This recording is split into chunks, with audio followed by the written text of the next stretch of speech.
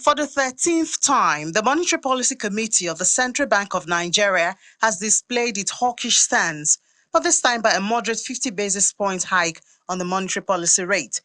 This makes the MPR 26.75% from 26.25%. Cash reserve ratio retained at 45% for deposit money banks and 14% for merchant banks.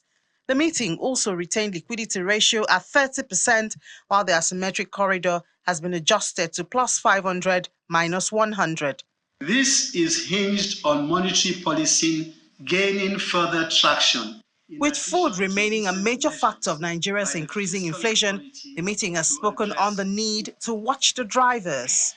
In its consideration, the committee noted the persistence of food inflation, which continues to undermine price stability. It was observed that while monetary policy has been moderating aggregate demand, rising food and energy costs continue to exert upward pressure on price development. The CBN governor also emphasizes the need for collaboration between the monetary and fiscal authority, even as they applaud the recent move to ease food prices through removal of import duties. However, this has been perceived as a short-term measure. I think we need to think about the real issue. What do we need to do to be able to boost food production in Nigeria?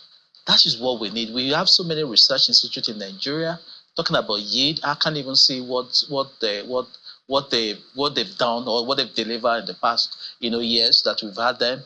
We've talked about infrastructure, transportation. Now, even if you produce the food, how are you going to take the food down to where the food is needed? We talked about storage.